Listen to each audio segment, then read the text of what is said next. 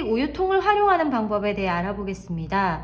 플라스틱 우유통은 손잡이가 달려있다는 특징이 있는데요. 이 손잡이 반대 방향을 사선으로 높게 올라오게 잘라주면은 이렇게 깔때기로 활용할 수가 있습니다. 깔때기는 조금 이따가 자세히 알아보고요. 그리고 깔때기를 자르고 난 나머지 부분을 평평하게 일자로 잘라주시면은 이렇게 수납함으로 활용할 수가 있는데요.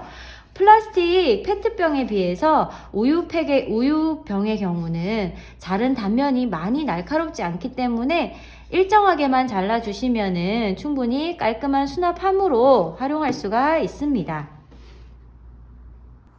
플라스틱 우유통으로 깔때기를 만들어 봤는데요. 우선은 손잡이를 잡아서 사용할 수 있는 깔때기가 되었고요. 손잡이 부분은 낮지만 손잡이 반대편 부분은 사선으로 올라가면서 높게 해주셔야지 내용물을 넣을 때 밖으로 튀기지 않고 내용물을 쉽게 부어서 넣을 수가 있습니다.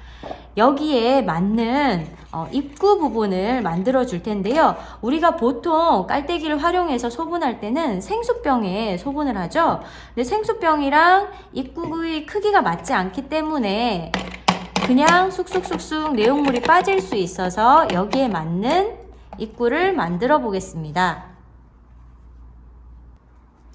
생수병 안에 공유 같은 것을 소분해서 넣을 때 뚜껑을 이렇게 닫아 놓죠. 이 뚜껑이 닫아진 상태로 우리가 만들어 놓은 우유통 깔때기가 그대로 결합된다 라고 생각을 해보면요.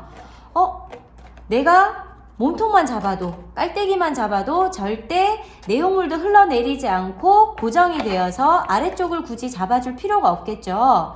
이 원리를 이용해서 우리가 생수병 뚜껑에 이렇게 구멍을 뚫어줄 예정입니다.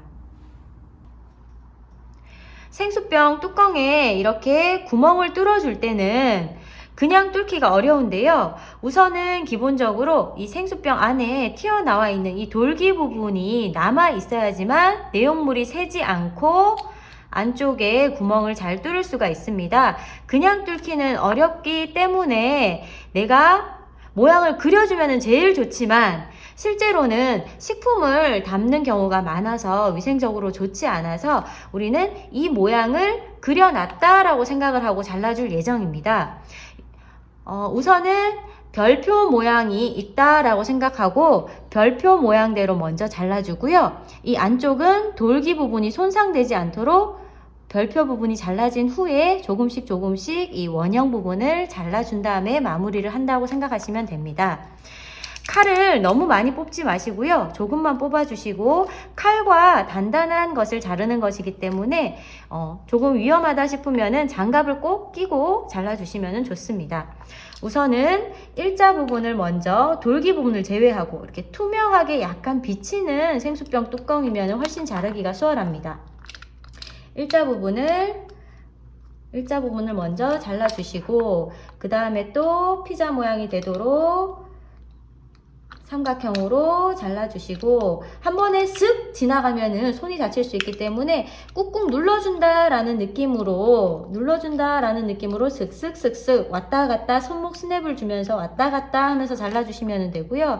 그래서 6등분 6조각의 피자를 만든다 생각하시면 되고요. 슥슥슥슥 왔다 갔다 해서 잘라주시고 투명하게 비치는 면으로 딱 봤을 때 그리고 안쪽을 돌려서 봤을 때 돌기 부분을 제외한 피자 조각이 나온 거 보이시죠? 이렇게 놓고 바닥에 놓고 자르면은 자르기가 쉽지 않기 때문에 반드시 뚜껑 겉면이 밖으로 위로 나온 상태에서 잘라주셔야지 되고요. 그리고 테두리 돌기 부분이 손상되지 않게 겉에를 조금씩 조각이 조금씩 손목 스냅을 이용해서 왔다 갔다 하면서 잘라주시면은 조각 하나가 잘라지고요. 나머지 조각도 조금씩 잘라주시면 됩니다. 절대로 한 번에 쓱 잘라야지 라는 생각을 하시면은 안 됩니다. 위험할 수 있습니다. 그래서 하나씩 조각을 잘라주시면 됩니다.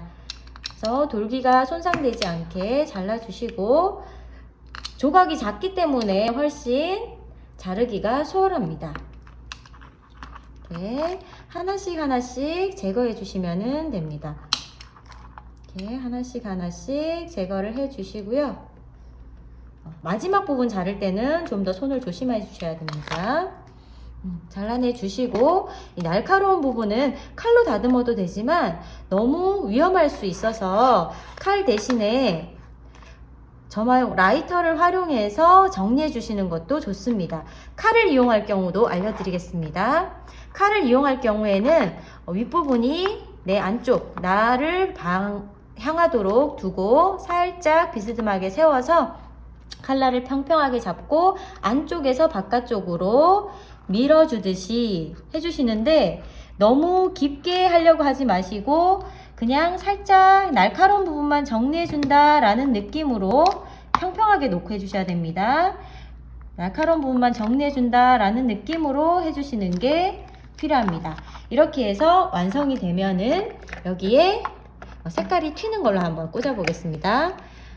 꽂아 주시고 깔때기를 꽂아서 사용을 해주시면 되고요. 아까 말씀드린 대로 나는 손잡이만 잡고 내용물을 부어주시면 되고요. 아래쪽이 더 사선으로 높게 나와 있기 때문에 약간 기울여서 내용물을 담더라도 내용물이 쉽게 튀거나 쏟아지지 않게 활용할 수 있습니다.